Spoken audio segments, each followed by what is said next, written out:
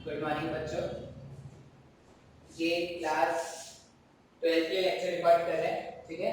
और आज क्या है, आज है ट्यूसडे मॉर्निंग। कल लेक्चर बनाना था, कल मैं नहीं आ पाया, कुछ कारणों से नहीं आ पाया। आज ही चैप्टर कंप्लीट हो जाएगा और करंट जब स्टार्ट करूंगा तो वापस से मेरे को कुछ लोगों ने बोला सिर्फ लाइव लेक्चर्स लो। मैं लाइव लेक्चर्स ले रहा था तो लोग आने बंद हो गए थे। अब मेरे को लग रहा है वापस से स्टार्ट करना पड़ेगा लाइव लेक्चर्स, क्योंकि जो पढ़ने वाले हैं वो रिकॉर्डेड वीडियोस में भी पढ़ ले रहे हैं, और जो नहीं पढ़ने वाले हैं वो लाइव लेक्चर्स ले लो, रिकॉर्डेड ले लो, कुछ भी ले लो, वो नहीं पढ़ने वाले। तो चलता रहता है ऐसा। आज ये खत्म हो जाएगा चैप्टर और अगले दिन से क्या करेंगे, करंट इलेक्ट्रिसिटी चैप्टर स्टार्ट करेंगे। छोटी छोटी बातें यहाँ पर बची हुई हैं। आज शायद टेस्ट भी होगा तुम्हारा, पता नहीं, वो ऐप में अपलोड हो जाएगा। जब तक ये वीडियो अपलोड होगा तब तक टेस्ट हो चुका होगा। देखते हैं, बात करते हैं आज प्लेट्स के बारे में। स्फीयर के बारे में बात कर लिया ना, कुछ क्वेश्चन प्लेट्स के भी होते हैं। अब प्लेट्स क्या है, दो तरह के प्लेट्स हो सकते हैं। प्लेट्स मतलब इनफाइनाइट प्लेट के बारे में बात करना है। पहले गॉसेस थ्योरम की एप्लीकेशन में प्लेट्स के कारण फील्ड कैलकुलेट करना सीखा होगा। मान लो मैं बोल रहा हूँ कि मेरे पास एक प्लेट है और ये प्लेट क्या है, इनफाइनाइट है, ठीक है, इनफाइनाइट प्लेट है और इसमें पॉजिटिव चार्जेस पूरे प्लेट्स में डिस्ट्रीब्यूटेड है। और ये कैसा प्लेट है, नॉन कंडक्टिंग प्लेट। अब देखो मटेरियल के अंदर में मैंने चार्ज दिखाया है, इसका मतलब क्या होगा, ये नॉन कंडक्टिंग होगा। अगर कंडक्टिंग प्लेट होता तो कभी भी उसके अंदर में चार्जेस नहीं हो पाते। तो आपको चार्ज डिस्ट्रीब्यूशन देख के भी समझना पड़ेगा कि किस तरह का प्लेट है। तो यहाँ पर सिंस चार्ज उस कंटेनर के अंदर है, इसलिए हम क्या बोलोगे, ये ऐसा प्लेट है नॉन कंडक्टिंग प्लेट। और इसमें जो चार्ज पर यूनिट एरिया है, मान लो वो कितना है, सिग्मा। अब अगर मैंने इसमें कोई क्यू अमाउंट ऑफ चार्ज दिया होता, अगर इस प्लेट को कोई क्यू अमाउंट ऑफ चार्ज दिया होता तो सिग्मा को क्या लिखते, सिग्मा को क्यू अपॉन एरिया, जो भी प्लेट का एरिया होता सिग्मा को क्या लिख देते, क्यू अपॉन एरिया। पूरे प्लेट में वो क्या हो रहा है, इवनली डिस्ट्रीब्यूट हो रहा है। अब अपने को फील्ड कैलकुलेट करना है। अगर इस नॉन कंडक्टिंग प्लेट के कारण मान लो यहाँ पर फील्ड कैलकुलेट करना है, तो यहाँ पर एक ऐसा गॉसियन सरफेस बना सकते हैं। इस तरह से क्या करेंगे, एक गॉसियन सरफेस बना देंगे कुछ तो डीएस एरिया का। अब अगर मुझे फील्ड कैलकुलेट करना है, ध्यान से देखना, यहाँ पर इसके कारण फील्ड अगर होता तो रेडियली आउटवर्ड होता, इसके कारण भी अगर फील्ड होता तो रेडियली आउटवर्ड होता।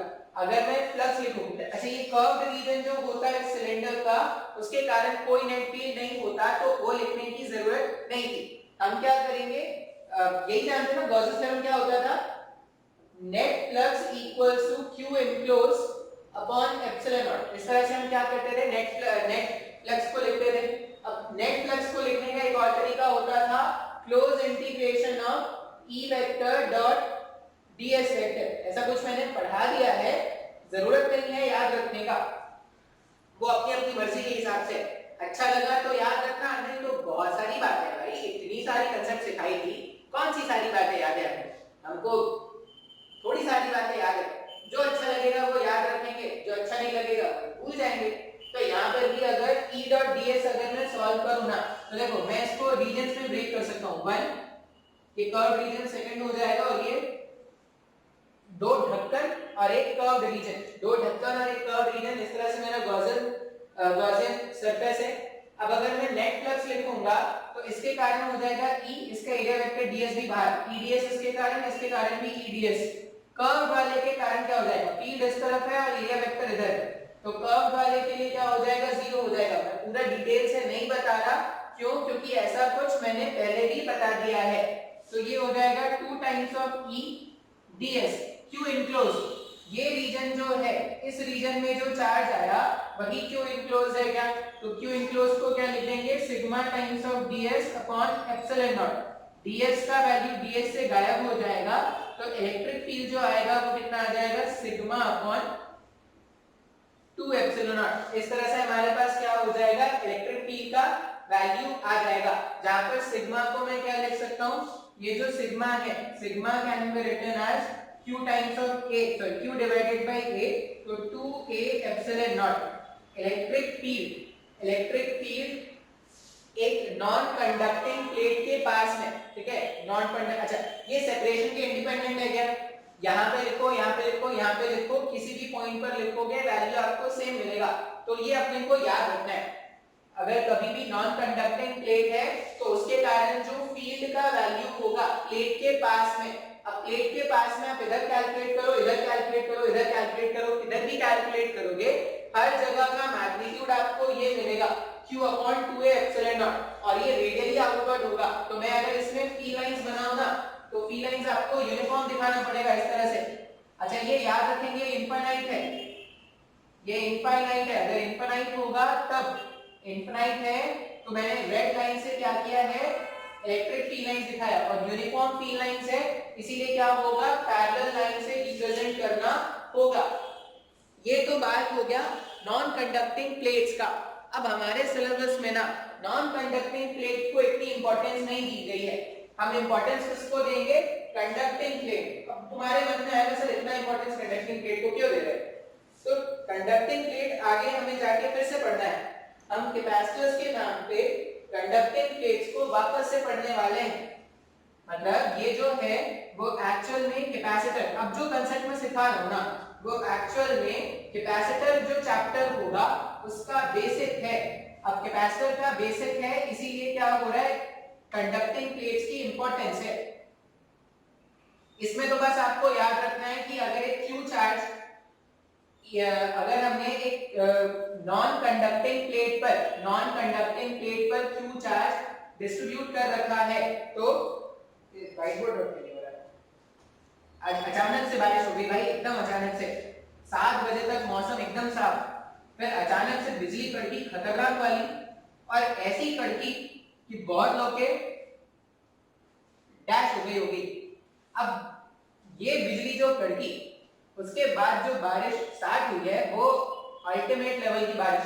देखो 2-3 दिन से जिस हिसाब की गर्मी पड़ रही थी ना उस हिसाब से लग तो रहा था बारिश आएगी, ऐसी आएगी ये नहीं सोचा था, बारिश तो आई थी, खुशनुमा बारिश, खतरनाक बारिश। अब बात करेंगे कंडक्टिंग प्लेट्स के बारे में जो इंपॉर्टेंट है। तो प्लेट्स में हमने क्या बोला कि हमारे पास इस तरह से एक इनफिनिटली चार्ज कंडक्टिंग प्लेट है, इनफिनाइट कंडक्टिंग प्लेट, ठीक है। अच्छा अब कंडक्टिंग है इसकी पहचान क्या होगी, कंडक्टिंग है इसकी पहचान ये होगी कि अगर तुमने इसको कोई भी q अमाउंट ऑफ चार्ज दिया होगा, इनफिनाइट कंडक्टिंग प्लेट है, कंडक्टिंग प्लेट की पहचान क्या होगी, अगर तुमने इसको कोई भी q अमाउंट ऑफ चार्ज दिया होगा तो चार्ज कभी भी कंडक्टिंग मटेरियल जहां प्रेजेंट है वहां पर नहीं हो सकता, जो भी चार्जेस होंगे वो क्या होंगे, इसके सरफेस पर आ जाएंगे। तो इस तरह से इसके सरफेस पर ये जो चार्जेस हैं वो क्या हो जाएंगे, डिस्ट्रीब्यूट हो जाएंगे। तो हम ऐसा बोलेंगे कि आधा चार्ज q/2 इधर इस वाले फेस में आ गया और आधा चार्ज q/2 इस वाले फेस में आ गया।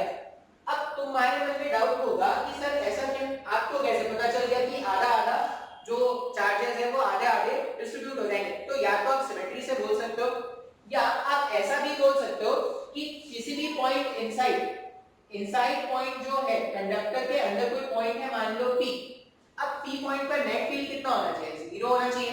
अगर P पॉइंट पर नेट फील्ड 0 होना चाहिए इसका मतलब ये चार्ज डिस्ट्रीब्यूशन जो ये कौन सा है, लेफ्ट हैंड राइट हैंड, कौन सा है, ये लेफ्ट है ये राइट है, राइट हैंड साइड वाले चार्ज डिस्ट्रीब्यूशन के कारण जितना फील्ड इस तरफ होगा लेफ्ट हैंड साइड वाले चार्ज के डिस्ट्रीब्यूशन के कारण उतना ही फील्ड ऑपोजिट साइड में होना चाहिए। या यही तो कंडक्टर की बेसिक प्रॉपर्टी थी, या कंडक्टर में हमने क्या सीखा था कि जो भी कंडक्टर को चार्ज दिया जाता है वो इस तरह से अरेंज हो जाता है कि कंडक्टिंग सरफेस के अंदर नेट इलेक्ट्रिक फील्ड 0 आ जाए। तो यहाँ पे जो भी मैंने q अमाउंट ऑफ चार्ज दिया था वो q/2 और q/2 दोनों सरफेसेस में डिस्ट्रीब्यूट। अच्छा मैंने इसका प्लेट्स है तो प्लेट्स का विड्थ क्या होगा, बहुत ही नेग्लिजिबल होता है, इधर और इधर चार्ज क्या हो गया, डिस्ट्रीब्यूट हो गया। अब यहां पर अगर आपको सिग्मा डिफाइन करना है तो ये वाले रीजन का सिग्मा, अगर मैं किसी एक साइड का sigma of any of the one side of any one side, किसी वन साइड का अगर मैं सिग्मा डिफाइन करूं तो मैं क्या लिखूंगा, चार्ज कितना था, q/2 का चार्ज है जो a एरिया में डिस्ट्रीब्यूट हो रहा होगा, तो सिग्मा को q डिवाइडेड बाय 2a लिख सकते हैं क्या, हाँ या ना। अच्छा, अब मुझे क्या करना है, मुझे फाइंड करना है इसके कारण p। अब यहाँ पर गॉसियन सरफेस कैसा बनाएंगे, ये सब शायद मैंने प्रूफ में कराया है आपको गॉसियन थ्योरम के एप्लीकेशन में। इस तरह से गॉसियन सरफेस बनाएंगे। मान लो यहाँ पर फील्ड कैलकुलेट करना था, अब अगर यहाँ पर फील्ड कैलकुलेट करना है तो चार्ज इनक्लोज क्या हो जाएगा, ये जो सरफेस है उसी में चार्ज इनक्लोज हो जाएगा। यहाँ पर अगर सिंपलीफाई करोगे इस पॉइंट पर, मान लो ये पॉइंट था क्या क्या क्या नाम मान ले ए, पॉइंट ए पर फील्ड निकालना है अगर, तो इलेक्ट्रिक फील्ड बाहर की तरफ और एरिया वेक्टर भी बाहर की तरफ। अच्छा, इसके कारण तो कोई फ्लक्स होगा नहीं, ये रीजन 1 है, ढक्कन 1, ढक्कन 2 और ये जो कर्व्ड रीजन है 3, कर्व्ड रीजन 3 के कारण कोई फील्ड नहीं है। क्यों, क्योंकि फील्ड लाइंस इस तरह से रेडियली आउटवर्ड होंगे और एरिया वेक्टर और फील्ड लाइंस आपस में परपेंडिकुलर हो जाएंगे थर्ड रीजन के लिए, इसलिए थर्ड रीजन में कोई भी नेट फ्लक्स नहीं बन पाएगा। अच्छा, सेकंड वाले ढक्कन की अगर आप देखोगे ना, तो सेकंड वाले ढक्कन में क्या होगा, सेकंड वाले ढक्कन ने कोई चार्ज इनक्लोज कर ही रखा है, क्या सेकंड वाले रीजन में इलेक्ट्रिक फील्ड क्या है, जीरो है, इलेक्ट्रिक फील्ड जीरो तो ईडीएस का वैल्यू जीरो हो जाएगा। तो यहाँ पर जब आप फ्लक्स लिखोगे ना, तो फ्लक्स हो जाएगा ईडीएस और इसी फ्लक्स को क्यू इनक्लोज, ये जो शेडेड रीजन है उसी ने फ्लक्स इनक्लोज किया होगा। शेडेड रीजन में जो फ्लक्स या शेडेड रीजन के कारण जो फ्लक्स लिखोगे या चार्ज इनक्लोज का वैल्यू लिखोगे, तो ये जो शेडेड रीजन है उसमें जो चार्ज है वही तो चार्ज इनक्लोज है।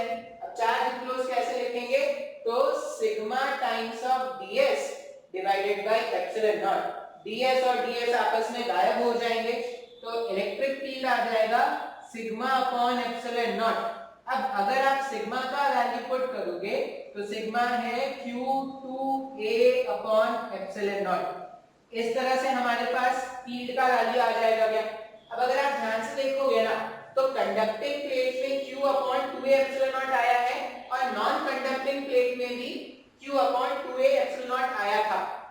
दोनों में, कंडक्टिंग प्लेट हो या नॉन कंडक्टिंग प्लेट हो, दोनों में जो वैल्यू आ रहा है वो सेम आ रहा है क्या। लेकिन कंडक्टिंग में, अगर मैं कंडक्टिंग प्लेट के बारे में बात करूं तो यहाँ पर सिग्मा जो है वो q अपॉन 2a है। क्यों, क्योंकि आधा चार्ज इस वाले रीजन में है और आधा चार्ज इस वाले रीजन में है। लेकिन जब मैंने नॉन कंडक्टिंग प्लेट लिया था तो नॉन कंडक्टिंग प्लेट में q अपॉन a आया था क्या।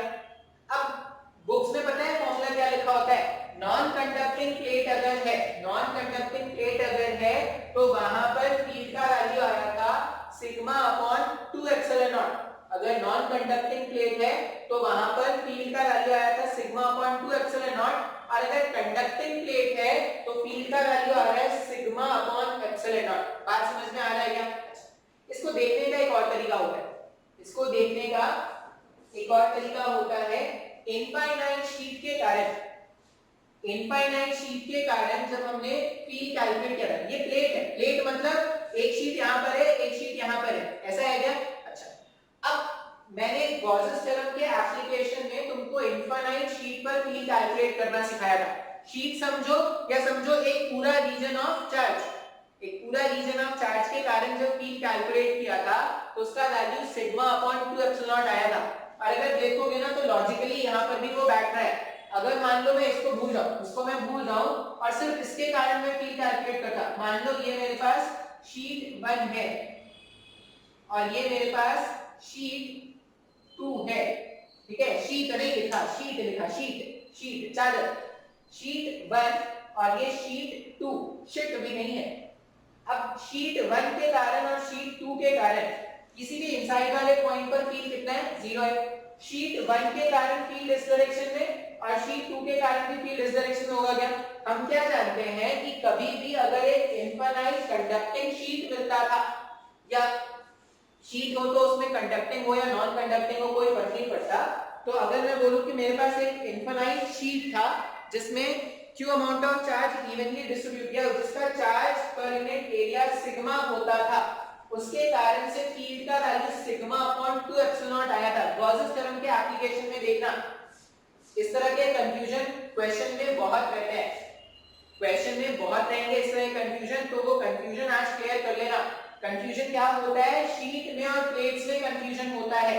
अगर मैं बोलूं कि मेरे पास शीट है, सिर्फ एक शीट, शीट मतलब ऐसा सिर्फ ये चार्ज का एक है, सिर्फ एक शीट हो गया। शीट के कारण अगर आप शीट से कुछ दूरी पर फील्ड कैलकुलेट करना चाहते हो तो वैल्यू होता है सिग्मा अपॉन 2 एप्सिलॉन नॉट, ये फील्ड का वैल्यू होता है। प्लेट्स के कारण फील्ड कैलकुलेट करना सीख है। अब प्लेट में क्या हो गया, एक शीट इधर है और एक शीट इधर है। अब शीट 1 के कारण मान लो पॉइंट ए पर मुझे फील्ड कैलकुलेट करना होता शीट 1 के कारण, तो मैं क्या लिखता, सिग्मा अपॉन 2 एप्सिलॉन लिखता गया। एक शीट के कारण सिग्मा अपॉन 2 एप्सिलॉन, दूसरा जो शीट है उसके कारण भी फील्ड इसी डायरेक्शन में आता और ये भी क्या होता, सिग्मा अपॉन 2 एप्सिलॉन होता। दोनों को जब आप कैंसिल कर दोगे तो सिग्मा अपॉन एप्सिलॉन, यही तो वैल्यू आया था ना, हाँ या ना। अब कुछ बातें हैं यहाँ पर आपने डेरिवेशन में समझा तो अच्छी बात है, नहीं तो कुछ बातें हैं जो नोट करके लिख लेना। मेडिकल हो, जेई हो, एडवांस हो, कोई भी एग्जाम हो, इवन ये कॉलेज के एग्जाम में या स्कूल के एग्जाम में भी क्वेश्चन पूछते हैं। अगर मेरे पास शीट हो, अब शीट कंडक्टिंग हो नॉन कंडक्टिंग हो कोई फर्क नहीं पड़ता। अगर मेरे पास शीट ऑफ चार्ज है, शीट मतलब एक लेयर ऑफ चार्ज है, सिर्फ एक पेज, ऐसा समझ लो एक पेज है, पेज में हमने चार्जेस डिस्ट्रीब्यूट करके रखा है। अगर एक शीट ऑफ चार्ज है तो शीट ऑफ चार्ज के पास में जो फील्ड का स्ट्रेंथ है वो सिग्मा अपॉन 2 एप्सिलॉन नॉट है, ठीक है। अच्छा, सिग्मा कैसे डिफाइन कर रहे हैं, Q अपॉन एरिया।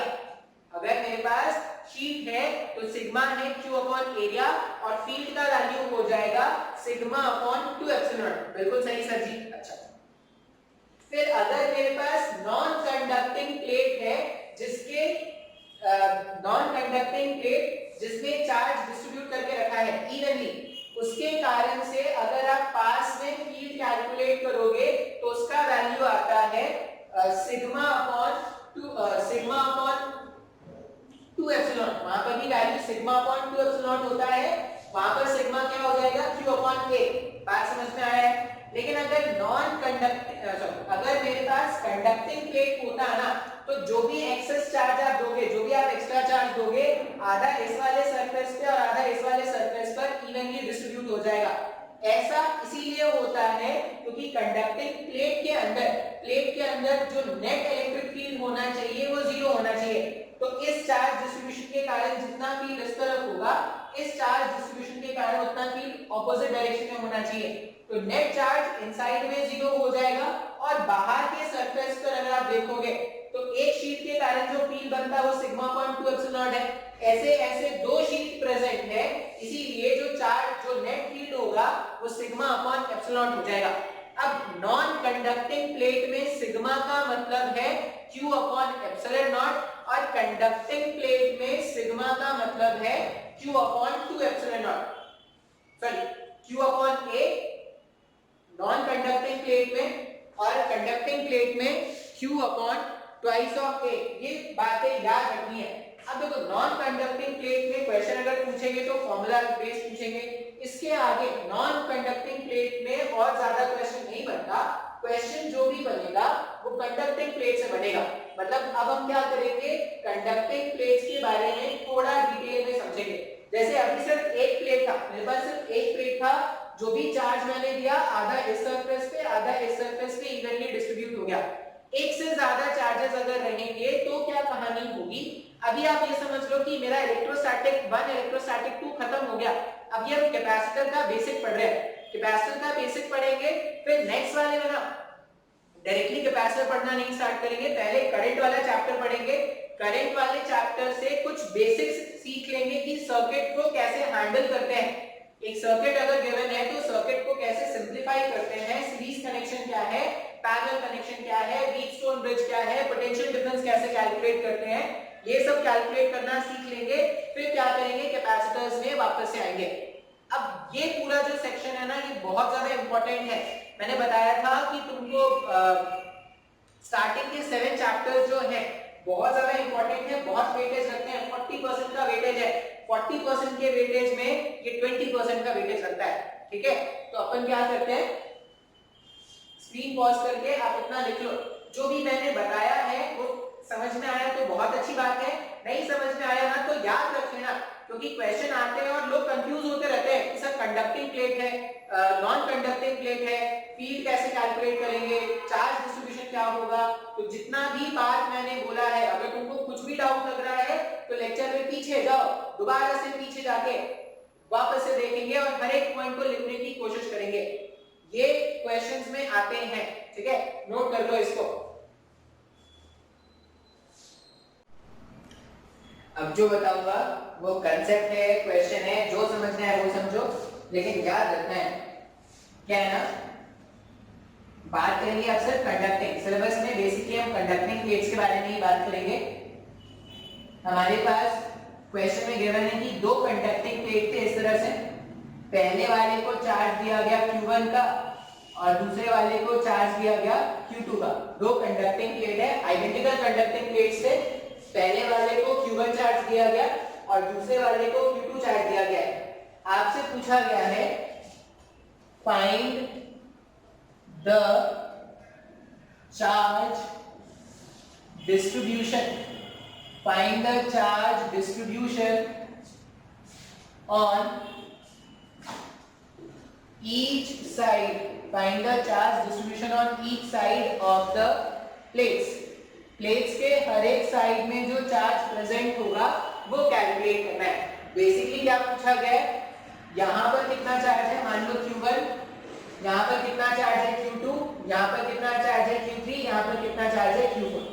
सिर्फ एक कंडक्टर था ना, तो हमने बोला था कि चार्जेस आधे आधे दोनों साइड्स में डिस्ट्रीब्यूट हो जाएंगे, लेकिन अब यहाँ पर Q1, कैपिटल Q1 जो है वो आधा आधा डिस्ट्रीब्यूट होगा, इसकी कोई गारंटी नहीं है। गारंटी क्यों नहीं है, क्योंकि चार्ज का डिस्ट्रीब्यूशन ऐसा होना चाहिए कि किसी भी इनसाइड वाले पॉइंट पर, जैसे यहाँ पर मान लो ये पॉइंट है ए, पॉइंट ए पर नेट फील्ड 0 बनना चाहिए, पॉइंट बी पर भी नेट फील्ड 0 बनना चाहिए। तो Q1, Q2, Q3, Q4, small q1, small q2, small q3, small q4, what should be the values of Q1, Q2, Q3 and Q4 such that charges inside the conductor is 0 or net field inside the conducting plates are 0। ऐसा अपने को find out करना है, Q1, Q2, Q3, Q4। Simple, पहले तो basic से solve करेंगे, फिर एक ट्रिक बता दूंगा, तो ट्रिक से आप बहुत ही इजीली से क्वेश्चन को सॉल्व कर पाओगे। मेडिकल, जेई, बोर्ड सब जगह ये क्वेश्चन आते हैं। अब एक एक करके हम क्या करते हैं ना, इक्वेशंस, मेरे पास वेरिएबल्स कितने हैं, तो सर मेरे पास 1 2 3 4, टोटल 4 वेरिएबल है मेरे पास। क्वेश्चन में अगर टोटल मेरे पास 4 वेरिएबल है तो मुझे 4 इक्वेशंस लिखने पड़ेंगे। 4 इक्वेशंस लिखेंगे, चारों को सिंपलीफाई करके जो भी रिजल्ट आएगा वो अपना आंसर होगा। अब एक इक्वेशन को मुझे डायरेक्टली लिख रहा है, ये Q1 plus Q2, small Q1 plus small Q2 जो है वो कैपिटल Q1 के बराबर है। किसी को भी देख के लग जाएगा, जो Q1 चार्ज था वही तो Q1 प्लस Q2 में डिस्ट्रीब्यूट हुआ, फिर जो कैपिटल Q2 चार्ज है, कैपिटल Q2 चार्ज है वही तो Q3 Q4 में डिस्ट्रीब्यूट हुआ होगा। तो Q1 plus Q2 capital Q1, Q3 plus Q4 capital Q2। Out of 4 equations मैंने 2 इक्वेशन इस तरह से बना दी। अच्छा, अब मुझे क्या करना है, पॉइंट ए पर फील्ड निकालना है और पॉइंट ए पर नेट फील्ड कितना आना चाहिए, 0 आना चाहिए। हमने क्या पढ़ा है, एक चार्ज डिस्ट्रीब्यूशन के कारण या एक शीट ऑफ चार्ज के कारण जो फील्ड का वैल्यू होता है वो होता है sigma upon 2a q upon 2a epsilon not, ऐसा कुछ होता है क्या। तो अगर मैं बोलूं पॉइंट ए पर, अच्छा Q1 के कारण जो फील्ड होगा वो इस डायरेक्शन में होगा, Q2 के कारण लेफ्ट में, Q3 के कारण लेफ्ट में, Q4 के कारण भी लेफ्ट में, सब पॉजिटिव चार्जेस मैंने मान रखे हैं। तो मैं ऐसा लिख सकता हूं क्या, पॉइंट ए पर अगर मुझे नेट फील्ड 0 चाहिए for electric field at point A to be 0। अगर पॉइंट ए पर इलेक्ट्रिक फील्ड 0 चाहिए, मतलब जितना फील्ड लेफ्ट साइड में है उतना ही फील्ड राइट साइड में होना चाहिए। डायरेक्शन तो अपना देख लेंगे भाई, डायरेक्शन का मेरे को ज्ञान नहीं है, राइट लेफ्ट मेरे को बहुत बड़ा कंफ्यूजन है। राइट किसको कहते हैं, लेफ्ट किसको कहते हैं, कौन राइट है कौन रॉन्ग है मेरे को नहीं पता। Q1 के कारण जो फील्ड होगा वो इस डायरेक्शन में होगा, तो Q1 के कारण जो फील्ड लिखेंगे ना वो ऐसा लिखेंगे Q1 अपॉन 2a, a यहाँ पर एरिया है, ठीक है, तो 2 एरिया एप्सिलॉन नॉट ऐसा लिख सकते हैं। अच्छा, Q2 के कारण जो फील्ड होता वो लेफ्ट साइड में होता तो वो आता Q2 upon 2 times of area epsilon not. Q3 के कारण जब फील्ड लिखते तो Q3 upon 2 times of area epsilon not, और Q4 के कारण जब फील्ड लिखते तो 2 times of area epsilon not. अब आपको समझ में आ रहा है क्या कि Q1 के कारण फील्ड इस तरफ था और Q2 Q3 Q4 के कारण फील्ड इस तरफ था, तो इसके कारण जो फील्ड है और इन सब के कारण जो फील्ड है वो बैलेंस हो रहे हैं। तो 2ar epsilon not 2ar epsilon not 2ar epsilon not अगर मैं सब जगह से गायब कर दूं तो मेरे पास Q1 का value Q2 plus Q3 plus Q4 आएगा। ये मेरे पास Q1 का वैल्यू आ जाएगा in terms of Q2 Q3 Q4। अच्छा, मैं इक्वेशंस को नंबर कर दूं ताकि वो कंफ्यूजन ना हो। इक्वेशन 1, इक्वेशन 2, डेरिवेशन इतना काम का नहीं है, डेरिवेशन बस समझने के लिए मान लेना अभी कि ऐसा कुछ कर रहे हैं, एट द एंड तो रिजल्ट ही याद रखना होता है कि कैसे सॉल्व करते हैं। अच्छा, Q1 का वैल्यू अगर ऐसा है तो यहां पर देखो Q4 के कारण फील्ड इस तरफ है, Q3 Q2 Q1, तो Q4 का फील्ड ने सबको बैलेंस किया है अगर, तो मैं ऐसा लिख सकता हूं क्या, Q4 equals to Q1 plus Q2 plus Q3। ये मेरे पास आ गया इक्वेशन 4। अगर तुमको इक्वेशन 3 समझ में आया होगा तो इक्वेशन 4 में भी तुमको कोई प्रॉब्लम नहीं होगा।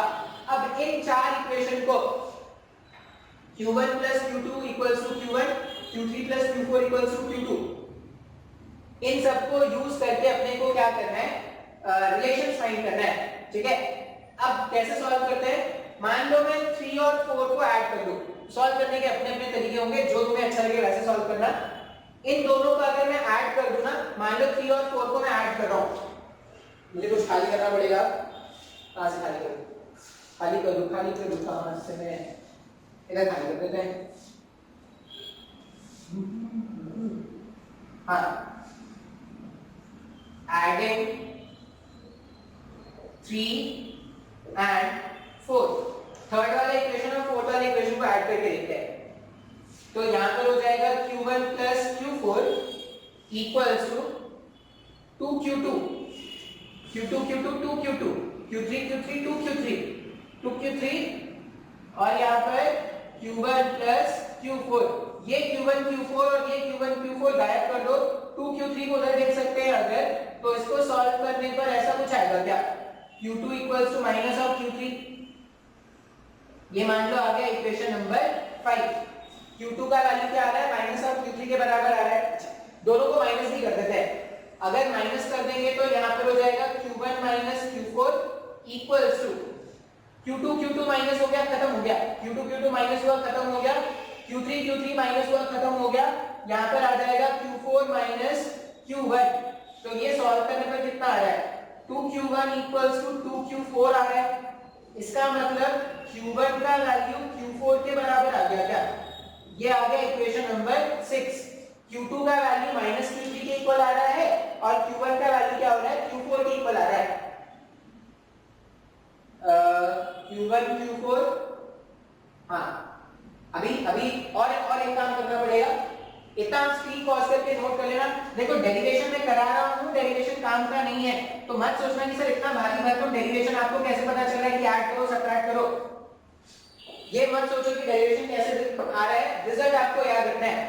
मान लो मैं फर्स्ट और 3 को ऐड कर दूं, एडिंग 1 and 2, 1 and 2 को अगर ऐड कर दिया जाए तो Q1 plus Q2 plus Q3 plus Q4 equals to capital Q1 plus capital Q2 आ जाएगा। अब कुछ गायब हो जाएंगे यहाँ से, Q2 और Q3 माइनस में इक्वल है तो इन दोनों को गायब कर सकते हैं।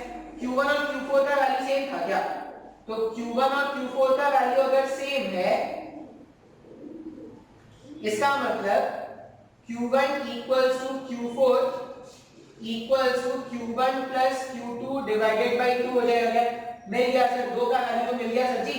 Q1 का वैल्यू मिल गया, Q4 का वैल्यू मिल गया, मतलब ये वाला चार्ज कितना है Q1 plus Q2 divided by 2 और Q4 भी कितना है Q1 plus Q2 divided by 2। अब तुम ध्यान से देखो, Q2 का वैल्यू चाहो तो यहां से निकाल लो या यहीं से निकाल लो।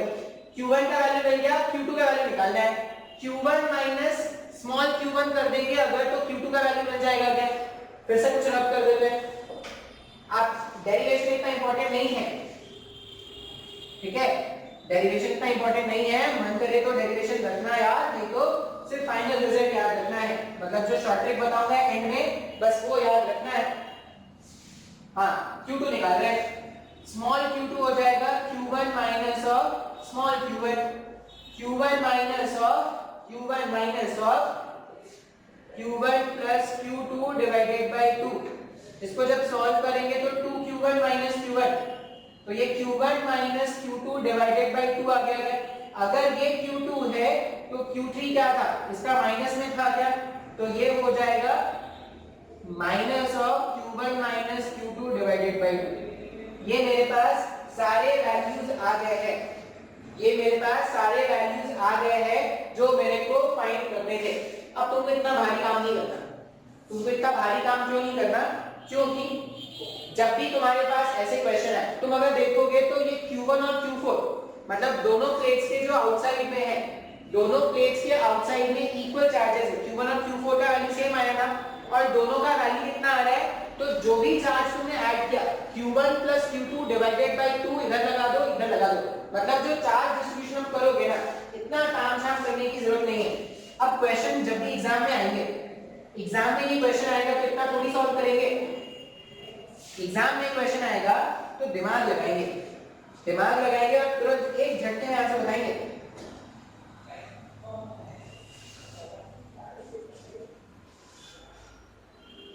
एक बार व्हाइट बोर्ड रब हो जाए तब तक तुम गाने सुन सकते हो।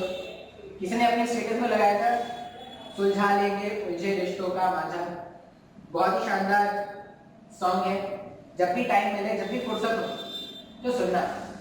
अमित त्रिवेदी के लिरिक्स, सॉन्ग है काइको चिरुंगी का, कटी पतंगों को थामेंगे,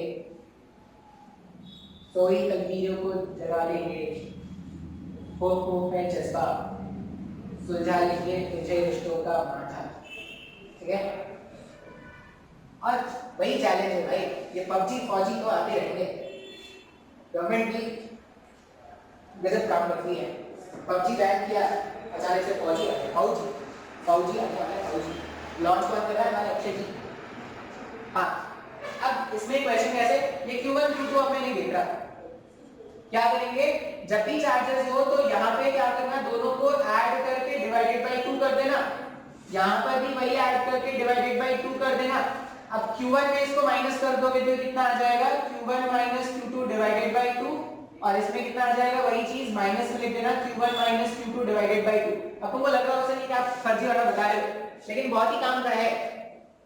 मान लो मैं बोलूं क्वेश्चन ऐसा है, इसको चार्ज दिया गया Q1, इसको चार्ज दिया गया माइनस Q, इसको Q इसको माइनस Q, और मैं बोल रहा हूं कि जितने भी प्लेट्स हैं सबके सरफेसेस के अराउंड क्या चार्ज डिस्ट्रीब्यूशन है वो बताओ। तो क्या करना है, दोनों चार्जेस का सम डिवाइडेड बाय 2 बाहर वाले प्लेट्स में लगा दो, तो capital Q minus Q add करोगे 0 आ गया, 0 डिवाइडेड बाय 2 तो सर हमेशा से 0 हुआ है, तो अभी भी 0 हो जाएगा। फिर यहां पर क्या करना है, यहां पे लगाना था Q1 माइनस Q2 बाय 2, ठीक है। तो Q1 minus Q, Q minus of minus 2q divided by 2, Q आ गया क्या, या तुम ऐसा भी सोचो ना, जो भी चार्ज था अगर इस वाले प्लेट में 0 हो गया तो सारा का सारा चार्ज इधर आ जाएगा क्या, अच्छा इसमें जितना चार्ज होता है इसका जस्ट ऑपोजिट चार्ज यहाँ पर होता है, तो माइनस Q चार्ज इधर हो गया और ये क्या हो जाएगा, 0 इधर हो जाएगा। इसी अरेंजमेंट को आगे जाके क्या बोलेंगे, कैपेसिटर बोलेंगे, पैरेलल प्लेट्स कैपेसिटर, जो अपने को डिटेल में समझने हैं। अभी और एग्जांपल देख लेते हैं, मान लो इसको दिया 3q, इसको दिया 7q, आज से पूछ रहे हैं कि भाई चार्ज डिस्ट्रीब्यूशन बताओ, तो 3q प्लस 7q को सम कर दो कितना हो जाएगा 10q, 10q किया मतलब यहाँ पर 5q और यहाँ पर 5q, इसमें टोटल 3q था जिसमें से 5q अगर इधर है तो यहाँ पर -2q होना चाहिए क्या, यहाँ पर -2q तो यहाँ पर जस्ट ऑपोजिट +2q हो जाएगा। अब देखो ये +2q और ये 5q मिला के 7q हो जाएगा। बहुत ही आसान है सर। दो क्या तुम 10 प्लेट भी लगा दोगे तब भी यही करना है। 10 प्लेट लगा देते हैं। मान लो इसको चार्ज दिया -2q, इसको चार्ज दिया q और इसको कितना दे दे, -3q दे दे क्या, दे देते -3q, -2q +q और -3q। अब सबसे पहला काम क्या करना है, आउटसाइड प्लेट्स में चार्ज, आउटसाइड जो प्लेट्स हैं उसमें चार्ज डिस्ट्रीब्यूशन करना बहुत ही आसान है।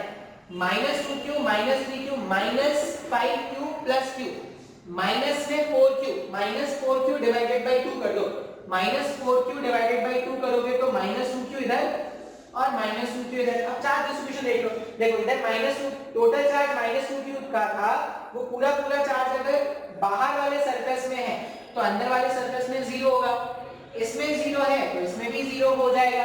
अच्छा अब अगर टोटल चार्ज तुमने q का दिया था उसमें 0 इधर चला गया तो +q इधर हो जाएगा क्या, ये +q है तो ये -q होना चाहिए ना, -q -2q मिला के -3q। बहुत ही आसान है क्या।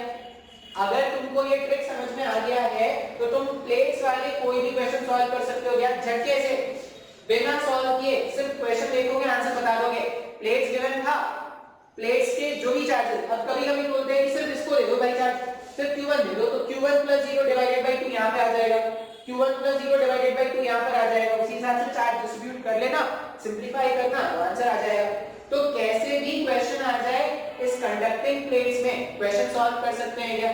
तो ये मेरे पास कंडक्टिंग प्लेट्स के कुछ एग्जांपल थे। नेक्स्ट में बात करते हैं एनर्जी डेंसिटी की, ठीक है।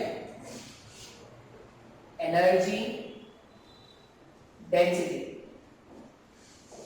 एनर्जी डेंसिटी या इसको क्या बोलेंगे, energy present, energy present per unit volume. अब याद करो जब मैंने तुमको इलेक्ट्रिक फ्लक्स समझाया था, जब मैंने तुमको इलेक्ट्रिक फ्लक्स समझाया था तो मैंने क्या बोला था कि इलेक्ट्रिक फ्लक्स होता है कि एक गिवन एरिया में से कितना अमाउंट ऑफ एनर्जी क्रॉस करेगा, जिसको फ्री लाइंस के टर्म्स बोला था। ऐसा बोलते थे ना कि एक गिवन एरिया में से कितने number of free lines cross करते हैं उसका जो मेजर है वही इलेक्ट्रिक फ्लक्स होता है। या इसको एनर्जी के टर्म्स में बताने की कोशिश की थी, एक गिवन एरिया में से कितना एनर्जी क्रॉस करेगा, इसी एनर्जी के मेजर को हमने इलेक्ट्रिक फ्लक्स बोला था। अब एक्चुअल में क्या होता है, क्या याद रखना है, anywhere if electric field is present, anywhere if electric field is present, electric field has some energy। मतलब ये जो इलेक्ट्रिक फील्ड है ना, ये इलेक्ट्रिक फील्ड जहां पर भी इलेक्ट्रिक फील्ड प्रेजेंट है वहां पर एनर्जी प्रेजेंट है। जैसे मैंने आपको वो डेरिवेशन कराया था कि एक कंडक्टिंग स्फीयर है, इस तरह से हॉलो कंडक्टिंग स्फीयर था और अगर इसके सरफेस में q amount of charge given था q, तो इसका पोटेंशियल एनर्जी मैंने आपको बताया था। इसका पोटेंशियल एनर्जी कितना आया था, kq² ट्वाइस ऑफ r, जहां पर r क्या है, इसका रेडियस है। और मैंने आपको बताया था कि इस स्फीयर को बनाने के लिए, इस स्फीयर को बनाने के लिए, चार्ज स्फीयर को बनाने के लिए एक्सटर्नल एजेंट जो भी वर्क डन करता है वो चार्ज में मतलब इस कंडक्टिंग स्फीयर में स्टोर हो जाता था in the form of its potential energy. और वो जो एनर्जी है वो कहां से कहां एक्सटेंड कर रहा था, तो इसके सरफेस से इंफिनिटी तक एक्सटेंड करता था। kq²/2r का जो एनर्जी है वो इसके सरफेस से इंफिनिटी तक एक्सटेंड करता है। इन जनरल आपको क्या याद रखना है कि जहां पर भी इलेक्ट्रिक फील्ड प्रेजेंट है, इलेक्ट्रिक फील्ड की इतनी इंपॉर्टेंस क्यों है, क्योंकि इलेक्ट्रिक फील्ड अपने साथ साथ एनर्जी कैरी कर रहा है और वो जो एनर्जी वो कैरी करता है उसको यूज में लाया जाता है। इसलिए हम क्या बोलेंगे, जहां पर भी इलेक्ट्रिक फील्ड प्रेजेंट है वहां पर इलेक्ट्रोस्टैटिक एनर्जी प्रेजेंट है।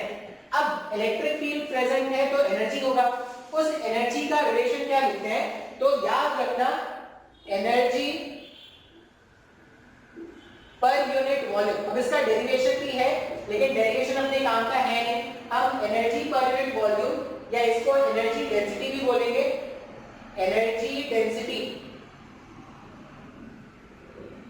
एनर्जी डेंसिटी इसका वैल्यू होता है half epsilon not times of E का square, half epsilon times of E का स्क्वायर, जहां पर ई क्या है, इलेक्ट्रिक फील्ड का स्ट्रेंथ है। तो ये याद रख लेना है, ये फॉर्मूला देखो, ये जो फॉर्मूला है अभी इलेक्ट्रिक फील्ड के आया है, जब मैग्नेटिज्म पढ़ाएंगे तो मैग्नेटिक फील्ड के भी एक ऐसे ही फॉर्मूला आएगा, और जब इलेक्ट्रोमैग्नेटिक वेव बताएंगे तब दोनों को मिला के बोलेंगे कि यहाँ पर इलेक्ट्रोस्टैटिक एनर्जी भी है और मैग्नेटिक एनर्जी भी है। आपको लेमैन्स लैंग्वेज में इतना याद रख लो कि जहां पर भी इलेक्ट्रिक फील्ड प्रेजेंट है वहां पर इलेक्ट्रोस्टैटिक एनर्जी है, और इलेक्ट्रोस्टैटिक एनर्जी का density, energy per unit volume कैसे लिखेंगे, तो half epsilon not E square का वैल्यू लिखेंगे, जहां पर एप्सिलॉन नॉट जो है वो परमिटिविटी होगा एयर का, और ई स्क्वायर जो है वो इलेक्ट्रिक फील्ड का स्ट्रेंथ होगा। जैसे एक क्वेश्चन आया था कभी एग्जाम में, ये मेरे पास एनर्जी डेंसिटी है, एनर्जी डेंसिटी मतलब एनर्जी पर यूनिट वॉल्यूम है, एनर्जी नहीं है, ऐसा नहीं कि एनर्जी है वो। अगर एनर्जी डेंसिटी से यूज करके आपको एनर्जी कैलकुलेट करना है तो आपको क्या करना पड़ेगा, एनर्जी डेंसिटी को वॉल्यूम से मल्टीप्लाई करना पड़ेगा। जैसे मान लो एक क्वेश्चन सॉल्व किया जाए, एक इनफाइनाइट रॉड है, रॉड ले लेते हैं, शीट लेते हैं, रॉड में डेरिवेशन करना पड़ेगा। मान लो एक इनफाइनाइट शीट है और इस इनफाइनाइट शीट से डी सेपरेशन पर एक इस तरह का क्यूबिकल स्ट्रक्चर लाके रख दिया गया है, इसका रेडियस है एक इनफाइनाइट शीट है और इस इनफाइनाइट शीट का सरफेस चार्ज डेंसिटी गिवन है सिग्मा, सिग्मा से डी डिस्टेंस पर हमने क्या कर दिया, एक वॉल्यूम लाके रख दिया है या सॉरी क्यूब लाके रख दिया है जिसका साइड h कितना है a। अब पूछा गया है फाइंड द एनर्जी, पूछा गया है फाइंड द एनर्जी। अब इलेक्ट्रिक फील्ड है तो इलेक्ट्रोस्टैटिक एनर्जी होगा, find the energy contain, find the energy contain in the volume, वो जो वॉल्यूम है उसमें कितना एनर्जी कंटेन है वो कैलकुलेट करना है। हम क्या जानते हैं, एनर्जी को हम इस तरह से लिख सकते हैं क्या, energy equals to energy density, energy density into volume, बस ये फॉर्मूला याद रखना है और कुछ नहीं। अब एनर्जी डेंसिटी अगर मेरे को निकालना होता तो फॉर्मूला क्या है, half E not into electric field का स्क्वायर टाइम्स ऑफ वॉल्यूम। इस पूरे को सॉल्व कर लेंगे, जो भी आएगा वो हमारा आंसर हो जाएगा। क्या सॉल्व कर लेते हैं। अब इलेक्ट्रिक फील्ड, एक इनफाइनाइट शीट के कारण इलेक्ट्रिक फील्ड कैसे निकालते हैं, तो अभी तो बताया था सिग्मा अपॉन 2 एप्सिलॉन होता है, तो यहां पर हो जाएगा हाफ सिग्मा अपॉन 2 एप्सिलॉन नहीं, सिग्मा अपॉन एप्सिलॉन बन गया सिग्मा अपॉन एप्सिलॉन हाफ, नहीं एक शीट के कारण सिग्मा अपॉन 2 एप्सिलॉन आया था, तो epsilon not sigma upon 2 epsilon not का स्क्वायर इनटू वॉल्यूम, वॉल्यूम क्या हो जाएगा इसका, वॉल्यूम a क्यूब हो जाएगा। क्या सबको सिंपलीफाई कर दोगे अगर तो ये 1/2 sigma square upon 4 epsilon not a cube, ऐसा कुछ हमारे पास आंसर आ जाएगा। बहुत ही आसान है, अपने को डेरिवेशन के पीछे नहीं भागना। डेरिवेशन जो होगा वो शायद मैं कैपेसिटर से पढ़ाऊंगा, तो कैपेसिटर प्लेट्स के बीच में जब एनर्जी फाइंड आउट करना सिखाएंगे तो वहां पर आपको शायद डेरिवेशन बता सकता हूं, मन करेगा तो बता दूंगा, नहीं तो नहीं बताता। आपको सिंपली याद करना है, फॉर्मूला याद रखना है। क्या याद रखने वाली बात है सर यहाँ पर, कि कहीं पर भी अगर इलेक्ट्रिक फील्ड प्रेजेंट है, कहीं पर भी अगर इलेक्ट्रिक फील्ड प्रेजेंट है मतलब वहां पर एनर्जी प्रेजेंट है, इलेक्ट्रोस्टैटिक एनर्जी। अब इलेक्ट्रोस्टैटिक एनर्जी कैसे फाइंड आउट करना है, तो इलेक्ट्रोस्टैटिक एनर्जी फाइंड आउट करने के लिए एनर्जी डेंसिटी को वॉल्यूम से मल्टीप्लाई कर दो। अब एनर्जी डेंसिटी कैसे निकालते हैं सर जी, तो हाफ एप्सिलॉन नॉट ई का स्क्वायर। अब जो भी चार्ज अरेंजमेंट दिया होगा उसके कारण इलेक्ट्रिक फील्ड कैलकुलेट निकालना जानते हैं क्या, तो जो भी चार्ज अरेंजमेंट होगा, जैसे यहाँ पे चार्ज अरेंजमेंट मैंने इनफाइनाइट शीट कर लिया, उसके कारण जो फील्ड होता है वो कांस्टेंट है और जिसका वैल्यू है सिग्मा अपॉन 2 एप्सिलॉन नॉट। अब सिग्मा अपॉन 2 एप्सिलॉन का वैल्यू रख दो, सिंपलीफाई कर दो, आंसर आ जाएगा। मान लो इसी क्वेश्चन में शीट नहीं देके वो बोलते हैं इनफाइनाइट रॉड है, तो इनफाइनाइट रॉड के कारण जो फील्ड होता है वो क्या होता है, वो r के प्रोपोर्शनल होता है क्या, वो ऐसा आता है k लैम्डा अपॉन 2r, नहीं क्या आएगा value k lambda upon 2r, ऐसे कुछ आएगा क्या, अब मेरे को फॉर्मूला नहीं याद है, तो वो r का फंक्शन आता है, r का फंक्शन आएगा तो तुमको यहाँ पे ना एक स्ट्रिप कट करना पड़ेगा, यहाँ से x डिस्टेंस पे जाके एक स्ट्रिप कट करना पड़ेगा। उस स्ट्रिप में तुमको पहले जो भी वॉल्यूम, जो भी एनर्जी लिंक होगा वो कैलकुलेट करना पड़ेगा, फिर d से a तक इंटीग्रेट कर दोगे, सॉल्व करोगे, आंसर हो जाएगा। सर नहीं आया समझ में? देखो भाई बहुत ही आसान है, आपको क्या करना पड़ेगा, अभी इस वाले केस में इलेक्ट्रोस्टैटिक फील्ड कांस्टेंट था, इसलिए एनर्जी डेंसिटी इलेक्ट्रोस्टैटिक फील्ड है वो हमने क्या कर दिया, सिंपल हाफ एफ नॉट ई का स्क्वायर करके सिंपलीफाई कर दिया, आंसर आ गया। अब अगर यहाँ पर रॉड होता, इनफाइनाइट रॉड होता, उसके कारण जो फील्ड है, फील्ड का स्ट्रेंथ है वो r के प्रोपोर्शनल या r पे डिपेंड करता है। अगर वो r पे डिपेंड कर रहा है, सेपरेशन पे डिपेंड कर रहा है, इसका मतलब हर एक पॉइंट पे फील्ड का जो स्ट्रेंथ है वो वेरिएबल है।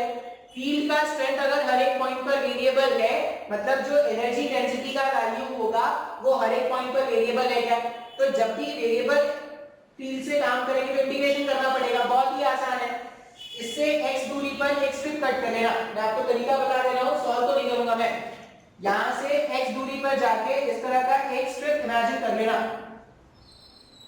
dr लेंथ पे, ठीक है। अब यहां पर dr लेंथ पे जो फील्ड आएगा, इसका एरिया, इसका स्मॉल वॉल्यूम अगर लिखोगे dv, तो वो क्या हो जाएगा, a square times of dr हो जाएगा। अब इसमें जो ये जो शेडेड रीजन में जो एनर्जी होता, ये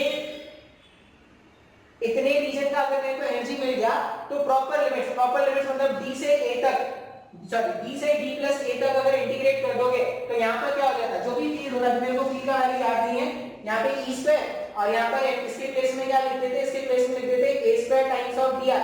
अब इसको प्रॉपर लिमिट्स में इंटीग्रेट कर दोगे, r के टर्म्स में इंटीग्रेशन होता है स्मॉल r का मिनिमम लिमिट होता है d और मैक्सिमम लिमिट होता है d प्लस a, सिंपलीफाई कर देते हो, आंसर होता है। बात समझ में आया है क्या? तो इस तरह से हम क्या करेंगे, चैप्टर को कंप्लीट कर देंगे आज के लेक्चर में। देखो जो 3-4 एंड वाले डेज के जो चैप्टर है ना, जिसमें व्यूज बहुत कम आए हैं, वो बहुत ज्यादा इंपॉर्टेंट है, इसीलिए नहीं कि क्योंकि तुमने देखा नहीं, इसीलिए क्योंकि ये जो हमने एंड में सीखा है वो आगे के चैप्टर्स का बेसिक होगा। अब इसके बाद हम स्टार्ट करेंगे करंट इलेक्ट्रिसिटी, झटके वाला चैप्टर। मेरे को लगता है करंट इलेक्ट्रिसिटी जो है वो थोड़ा इजी चैप्टर होता है इसके कंपैरिजन में। इसमें जब स्टूडेंट नया पढ़ना स्टार्ट करता है उसको बहुत मुश्किल होती है। करंट इलेक्ट्रिसिटी ऐसा कुछ है जो उसने पहले कभी क्लास 9th में 10th में सीखा था, उस समय उसको शायद समझ में नहीं आया था, लेकिन यहाँ पर बहुत ज्यादा चांसेस होती है कि वो करंट इलेक्ट्रिसिटी सीख जाएगा। अब करंट इलेक्ट्रिसिटी सीखना क्यों जरूरी है, क्योंकि हम सर्किट को सॉल्व करना सीखेंगे।